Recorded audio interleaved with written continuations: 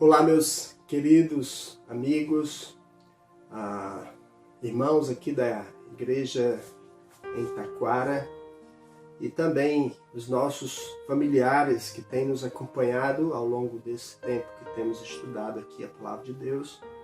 É uma imensa alegria poder estar aqui para transmitir mais um estudo da Palavra de Deus em um assunto tão importante para os nossos dias, que é sobre a doutrina da salvação. O primeiro estudo que nós trouxemos foi sobre o significado da salvação, e foi muito importante ver que existe um significado. Segundo estudo, nós vimos sobre a obra da salvação, que foi uma obra do Pai em favor dos homens pecadores. E hoje nós vamos estudar sobre a obra do Filho na salvação.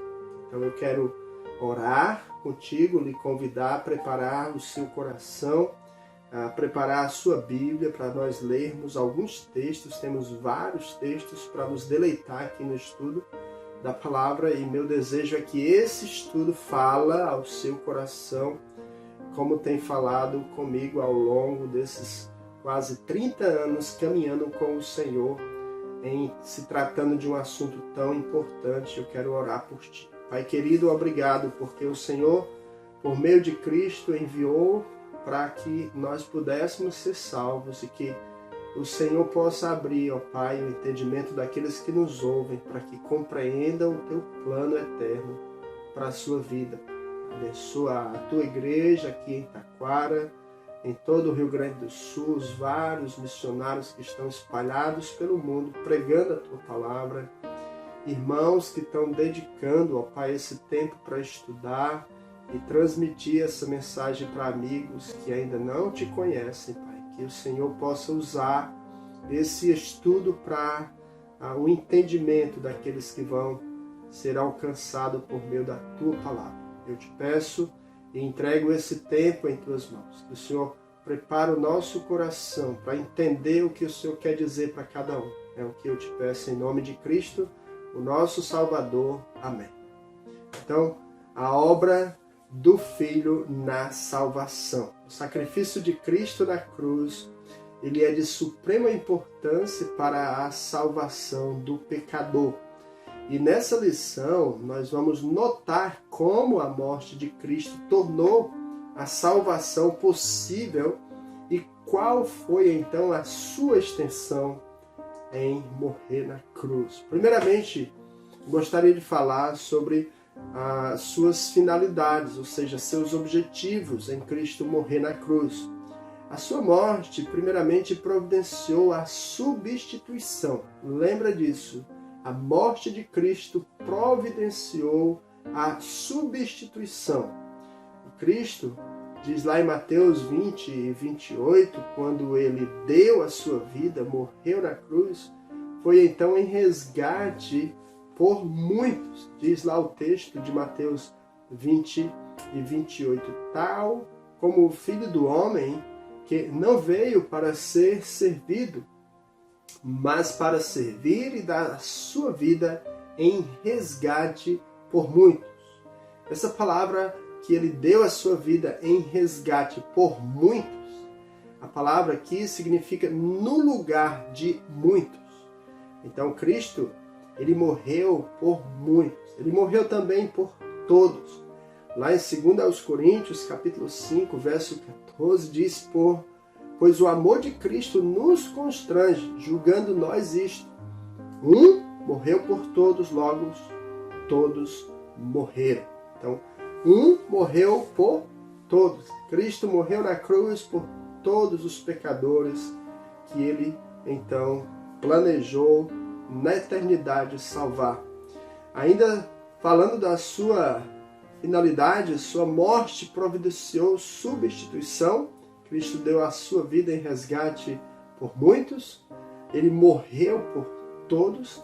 Então podemos entender que a substituição significa que a morte de Cristo foi em lugar dos pecadores. Ou seja, lá em 2 Coríntios 5, verso 21, diz: aquele que não conheceu o pecado, ele o fez pecado por nós, para que nele, em Cristo, fôssemos feitos justiça de Deus.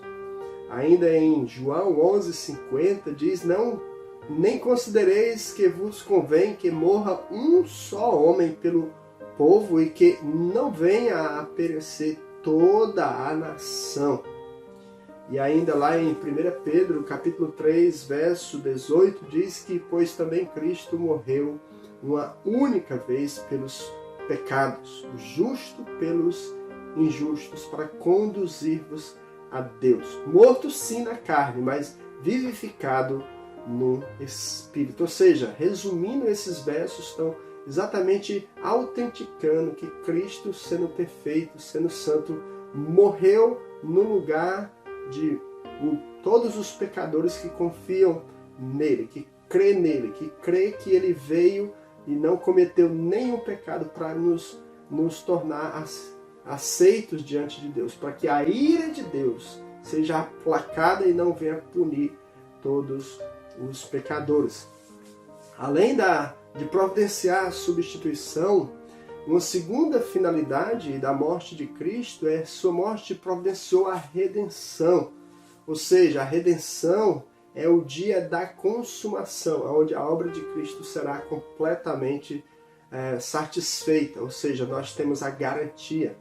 Nós fomos comprados por um preço caríssimo, diz lá em 1 Coríntios 6:20, que porque fostes comprado por preço, agora pois glorificai a Deus no vosso corpo. Isso significa que Cristo, quando lhe salvou, ele tem como propósito, como objetivo, em você glorificar a ele no vosso corpo. Enquanto estiver vivendo aqui nesse mundo, o seu objetivo é em Cristo ter redimido, lhe salvado por um preço tão caro, para que você possa então glorificar a Deus em tudo que você faz. E ainda, em 1 Pedro, capítulo 1, o apóstolo Pedro, de verso 17 a 21, ele diz, ora, se invocais como Pai, aquele que sem acepção de pessoas julga segundo as obras de cada um, portai-vos com temor durante o tempo da vossa peregrinação, ou seja, durante o tempo que nós estivermos aqui, glorificando a Ele no vosso corpo, como disse Paulo lá em 1 Coríntios 6:20. Diz assim ainda, verso 18, sabendo que não foi mediante coisas corruptíveis, como prata ou ouro, que fostes resgatados do vosso fútil procedimento que vossos pais vos legaram, mas pelo precioso sangue, como de cordeiro, sem defeito e sem mácula, o sangue de Cristo, conhecido com efeito antes da fundação do mundo, porém manifestado no fim dos tempos por amor de vós. A garantia de que o sangue de Cristo foi por amor para nos redimir. Verso 21, que por meio dele tendes fé em Deus, o qual o ressuscitou dentre os mortos e lhe deu glória, de sorte que a vossa fé e esperança estejam em Deus. Então, eu e você que crê no sacrifício de Cristo, entenda que ele se sacrificou para resgatar cada pecador pelo precioso sangue de Cristo. Era a única maneira de satisfazer a ira de Deus contra o pecador. Esse é um objetivo. Então, o resultado desse sacrifício de Cristo, primeiramente, a gente vê que Cristo ele nos resgatou da maldição da lei. Lá em Gálatas 3:13 diz que Cristo ele nos resgatou da maldição da lei, fazendo-se ele próprio maldição em nosso lugar, porque está escrito, maldito todo aquele que for pendurado em madeira. Então Cristo ele tomou o lugar meu e seu da maldição do nosso pecado. Era isso que então a lei requeria para todos os pecadores. Ainda, uma segunda coisa a considerar sobre o resultado dessa redenção para nós, diz assim, em Tito 2:14, o qual a si mesmo se deu por nós, a fim de remir-nos de toda iniquidade, purificar para si mesmo um povo exclusivamente seu, zeloso de boas obras. Então, Cristo remiu de toda iniquidade para boas obras. Ele não lhe salvou para você viver da mesma forma. Ele salvou-nos para praticarmos boas obras, no qual, diz ainda em Efésios 1:7, no qual temos a redenção pelo seu sangue, a remissão dos pecados segundo a riqueza da sua graça. Então Cristo, quando purificou-nos do pecado, é para vivermos uma vida para a glória de Deus, sendo remido, purificado dos nossos pecados. Então veja que Cristo, ele tem esse propósito. Um lindo retrato da redenção no Velho Testamento era o parente remidor.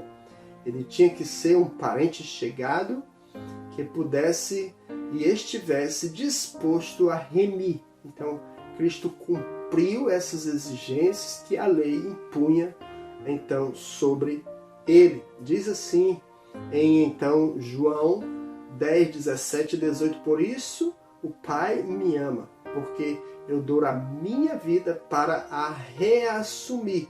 Ninguém a tira de mim, pelo contrário, eu espontaneamente a dou. Falando de Cristo, se dá. Tenho autoridade para entregar e também para revê-la. Este mandado eu recebi de meu Pai.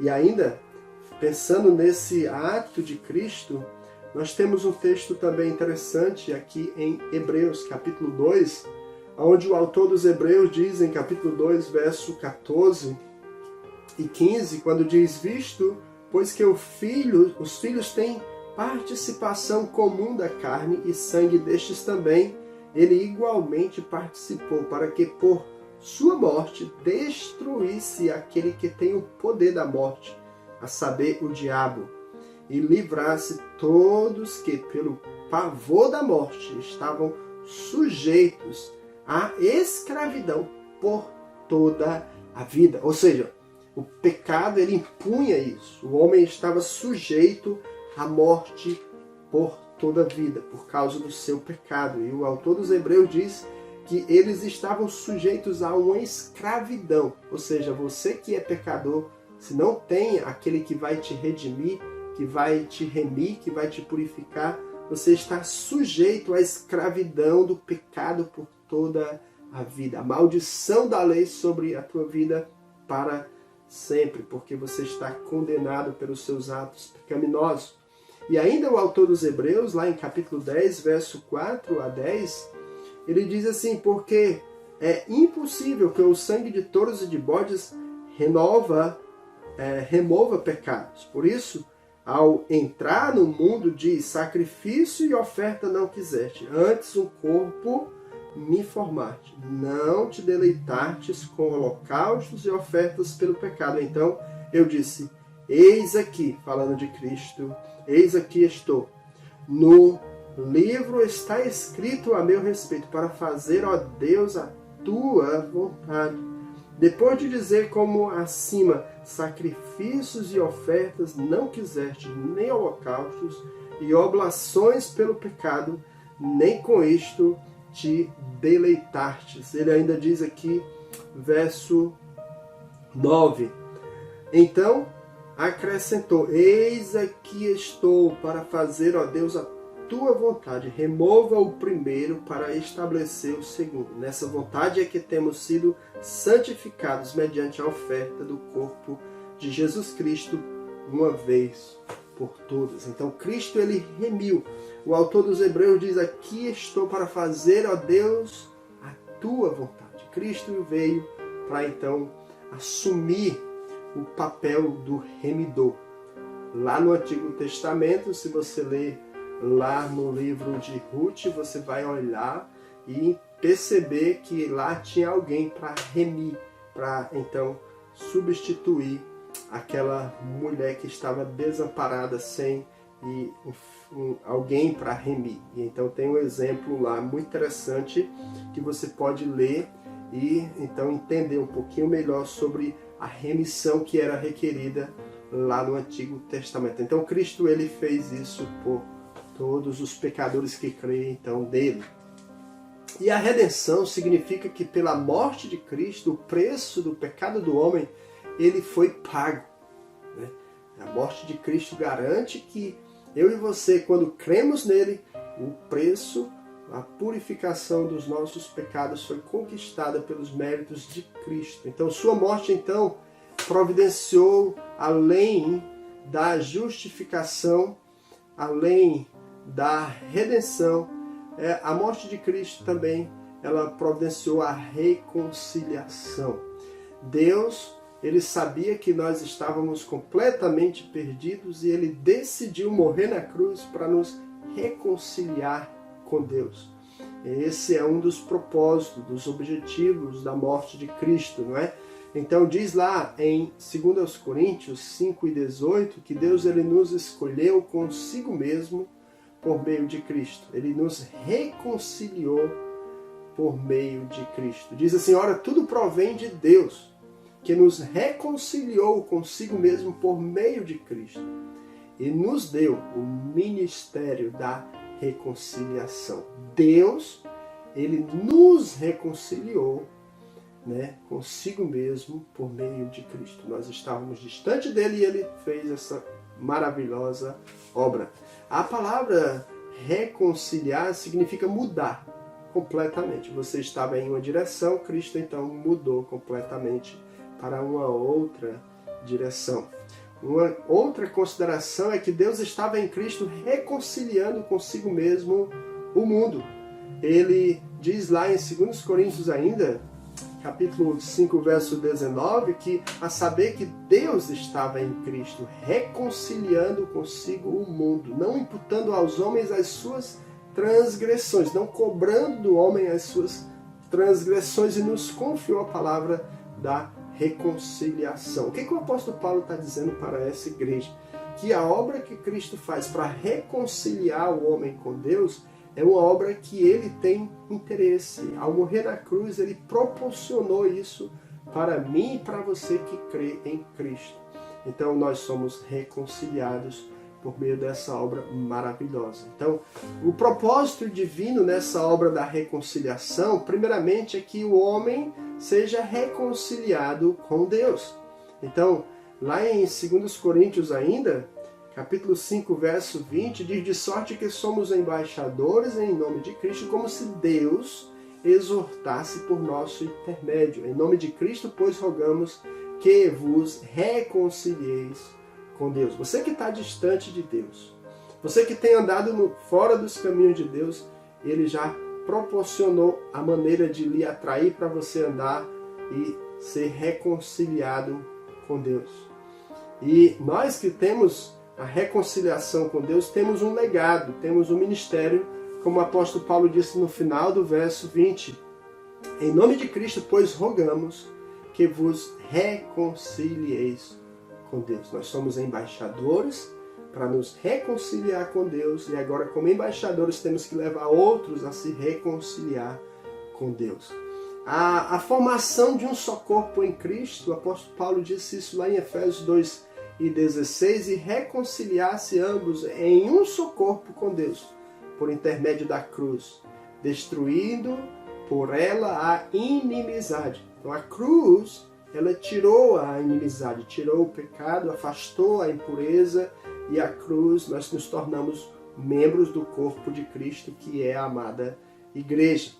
E ainda em Colossenses 1:22 vai falar que a nossa apresentação perante Ele como santos, inculpáveis e irrepreensíveis. Diz assim, agora porém vos reconciliou no corpo da sua carne, mediante a sua morte. Cristo fez tudo isso mediante a sua morte, para o propósito de apresentar-vos perante Ele santos, irrepreensíveis e inculpáveis. Ou seja, Cristo, ele fez a parte dele. Então a reconciliação significa que pela morte de Cristo, o estado de alienação do pecado que o homem se encontrava para com Deus foi mudado, mudou a direção. Agora nós estamos indo em direção a sermos apresentados perante Deus santos, inculpáveis e irrepreensíveis. Em Cristo nós assim somos. Sua morte providenciou, além disso tudo que falamos agora há pouco,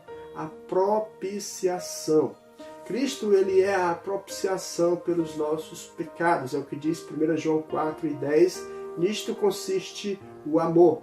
Não em que nós tenhamos amado a Deus, mas em que Ele nos amou e enviou o seu Filho como propiciação pelos nossos pecados. A palavra propiciação significa satisfazer a vontade do Pai. Ele proporcionou. E ainda em 1 João 2:2 vai mostrar que Cristo, ele é a propiciação pelos pecados do mundo. Olha só o que diz lá em 1 João 2:2. E ele é a propiciação pelos nossos pecados, e não somente pelos nossos próprios, se tratando da igreja dos irmãos que João estava escrevendo, mas ainda pelos do mundo inteiro. Então, Cristo, ele tem poder para salvar a humanidade inteira. E ele, então, com isso, a propiciação significa que a morte de Cristo, ela satisfez, ela atendeu ao requisito da ira de Deus contra o pecado da humanidade. Lá em Romanos 3:23 diz: a quem Deus propôs no seu sangue como propiciação, mediante a fé, para manifestar a sua justiça, por ter Deus, na sua tolerância, deixado impune os pecados anteriormente cometidos. Então, Deus, na sua magnitude, na sua perfeição da sua morte, ele então puniu o pecado do homem. Ele cobriu o homem com a sua justiça. Então, sua morte providenciou também união. Nós estávamos agora em Cristo, nós estamos unidos com Ele por meio do sacrifício de Cristo. Isso está em vários textos, mas eu vou citar apenas alguns. 2 Coríntios 5:17 diz isso: e assim, se alguém está em Cristo, é nova criatura. As coisas antigas já passaram, eis que se fizeram novas todas as coisas, uma nova vida. Ainda em Efésios 1:4 diz: assim como nos escolheu nele antes da fundação do mundo, para sermos santos, irrepreensíveis perante ele em amor. Ele fez isso. Ainda em 1 Coríntios 15, verso 22, porque assim como em Adão todos morrem, assim também todos serão vivificados em Cristo. E ainda em Romanos capítulo 6, verso 3 a 5, onde diz: ou porventura ignorais que todos nós que fomos batizados em Cristo Jesus, fomos batizados na sua morte? Fomos, pois, sepultados com ele na morte pelo batismo, para que, como Cristo foi ressuscitado dentre os mortos pela glória do Pai, assim também andemos nós em novidade de vida. Porque se fomos unidos com ele na semelhança de sua morte, certamente o seremos também na semelhança da sua ressurreição. Então, Cristo, quando nós praticamos o batismo, tem todo um simbolismo. Quando nós descemos as águas, nós estamos ali morrendo, sepultando o velho homem, sepultando-nos com Cristo na sua morte. E quando nós saímos das águas, nós estamos voltando para uma nova vida com Cristo. Agora ele ressuscitado, morando dentro da vida daqueles que creem em Cristo. Então, nós também não só estamos em Cristo, Cristo está em nós. Isso é uma promessa maravilhosa que nós queremos enfatizar aqui através de alguns textos da Palavra de Deus. Primeiramente, Colossenses 1:27 diz: aos quais Deus quis dar a conhecer qual seja a riqueza da glória desse mistério entre os gentios. Isto é, Cristo em vós, a esperança da glória. Cristo em vós, a esperança da glória. Logo, diz lá em Gálatas 2:20, logo já não sou eu quem vive, se alguém está em Cristo. Mas ele diz: mas Cristo vive em mim. E esse viver que agora tenho na carne, vivo pela fé no Filho de Deus, que me amou e a si mesmo se entregou por mim. Então, nós não vivemos mais para nós mesmos, vivemos para Cristo. Aqueles que estão em Cristo são pessoas que vivem não mais para eles, mas para Cristo. Ainda em 2 Coríntios 13:5 diz: examinai-vos a vós mesmos se realmente estáis na fé.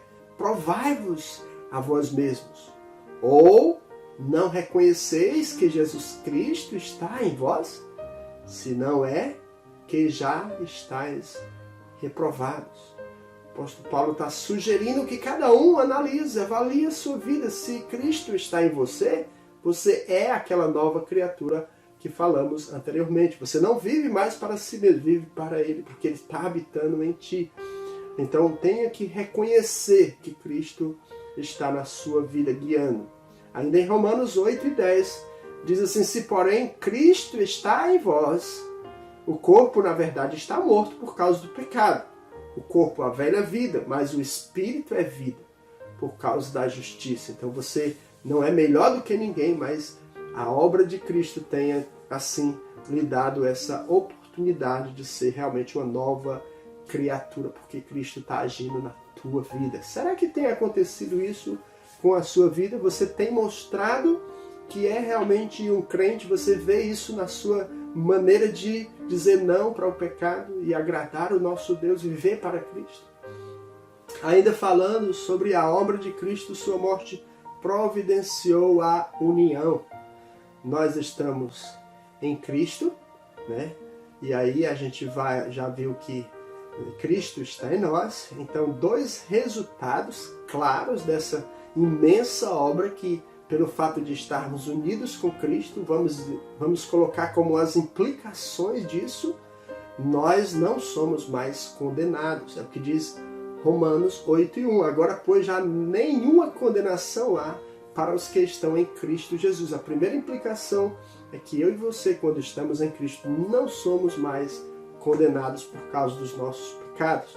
Uma segunda implicação é que nós somos uma nova criatura ou criação. É o que diz 2 Coríntios 5:17, que falamos há pouco. E assim, se alguém está em Cristo, é nova criatura. As coisas antigas já passaram, eis que se fizeram novas todas as coisas. Deus muda a nossa identidade, a nossa vida. Então a união com Cristo significa que pela sua morte, Deus vê o pecador que crê nele como sendo um com Cristo. Então agora, quando Deus olhar para você por meio de Cristo, você é uma pessoa que vive em detrimento de agradar o nosso Senhor. Isso tem sido o foco da sua vida. Você percebe que não é mais alguém que está subjugado ao pecado, mas está vivendo para a glória de Deus. É isso que tem acontecido com você ao dizer não ao pecado. Você diz não ao pecado porque você submete a Cristo. Não tem mais uma condenação. O pecado não tem mais tido vitória, então, sobre a sua vida. A sua morte, então, providenciou também justificação. Além da morte de Cristo proporcionar nossa união, ela providenciou a nossa justificação. Um texto muito claro está em Romanos 3:24, que fala que nós fomos justificados mediante a redenção em Cristo. Diz assim: sendo justificados gratuitamente por sua graça, mediante a redenção que há em Cristo Jesus. Justificar significa declarar justo. Deus, por meio da obra de Cristo, lhe declara justo. Então isso é algo maravilhoso.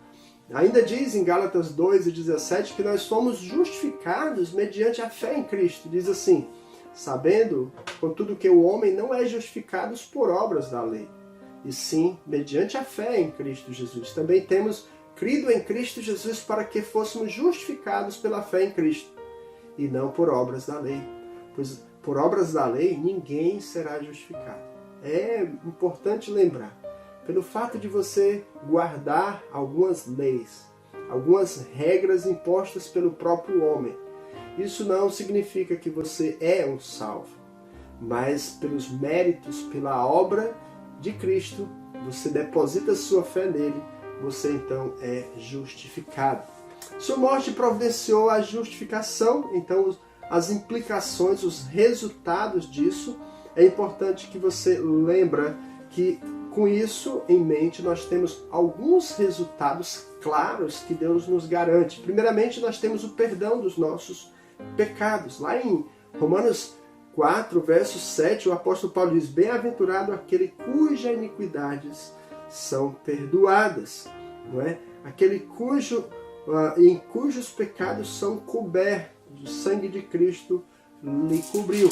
E uma outra implicação, ou um resultado da justificação na vida do crente, nós podemos dizer então, Romanos 5:1, justificados, pois, mediante a fé, temos paz com Deus, né, por meio de nosso Senhor Jesus Cristo. Então, nós desfrutamos de uma paz com Deus por meio da obra de Cristo. Ainda diz aqui em Romanos 5:9, diz que nós seremos salvos da ira. Olha o que temos aqui em Romanos 5:9. Logo, muito mais agora, sendo justificados pelo sangue de Cristo, nós seremos por ele salvos da ira, da condenação do nosso pecado. E ainda temos um texto muito interessante de Tito 3:7, a fim de que, justificados por graça, nos tornemos seus herdeiros segundo a esperança da vida eterna. Então a justificação significa que pela morte de Cristo, a graça de Deus imputa a justiça de Cristo ao pecador que crê. O que isso significa? Que então a morte de Cristo, ela cobriu-nos com a justiça dele, para que nós pudéssemos comparecer perante Deus, entrar no céu, dizer: hoje, se Deus me levar, eu tenho plena convicção que eu vou estar no céu.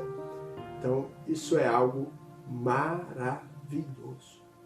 Isso é algo tremendo, porque Cristo que conquistou isso para mim e para você. Você acredita nisso? Você deposita sua confiança nisso? Meus queridos, nós falamos há pouco sobre a sua finalidade. A obra de Cristo tinha um objetivo, uma finalidade. Agora vamos falar sobre a sua extensão.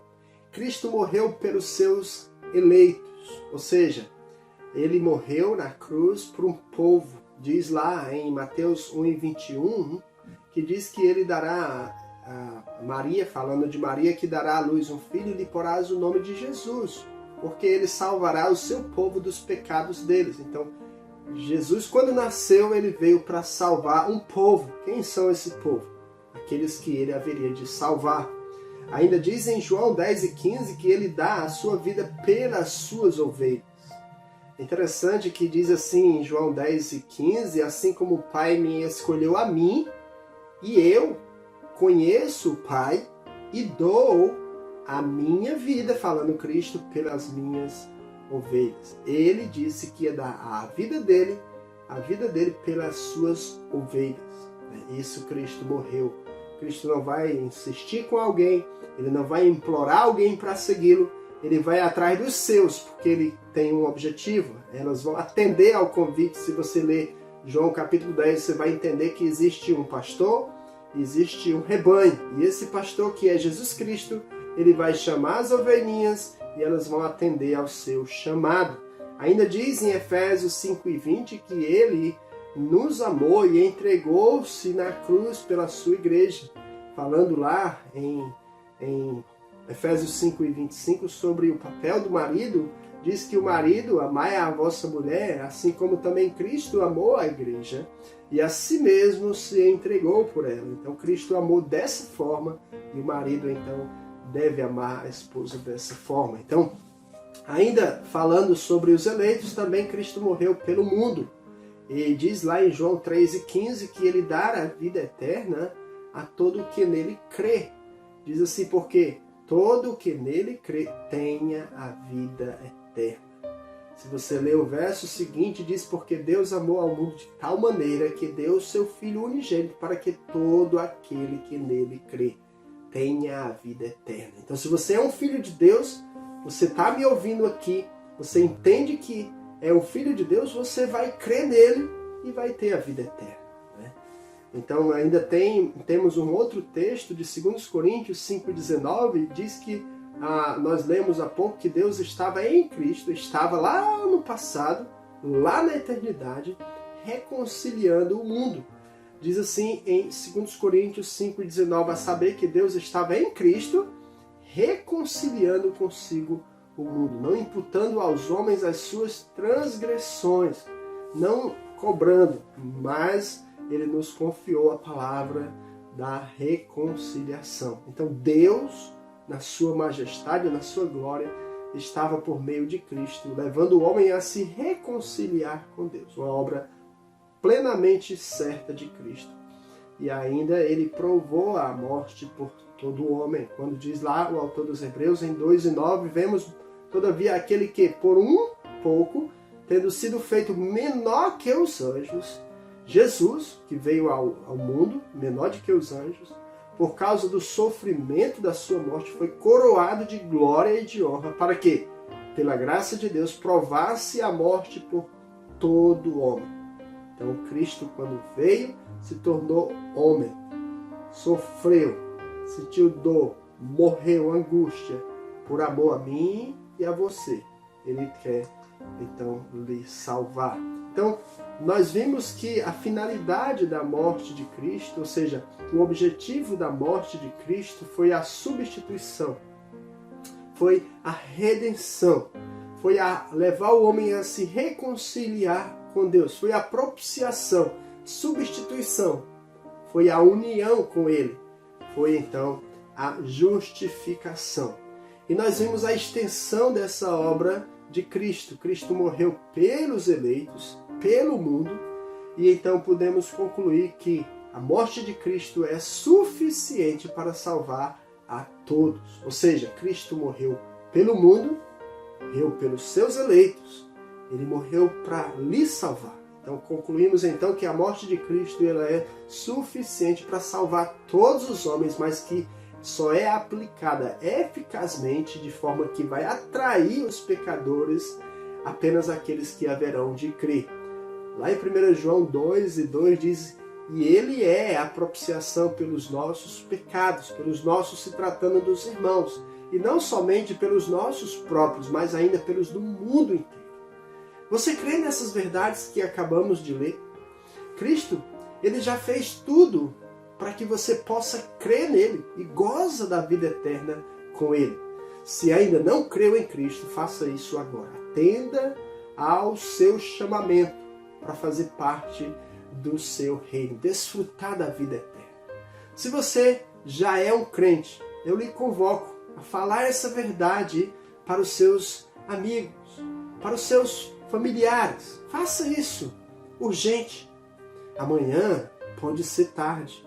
Amanhã você pode não ter essa oportunidade de falar para alguém que está do seu lado. Alguém que você tem a oportunidade de demonstrar que ama aquela pessoa e quer vê-la no céu. Então, procura essa pessoa. Manda essa mensagem para que ela possa ouvir sobre o plano de Deus para a sua vida.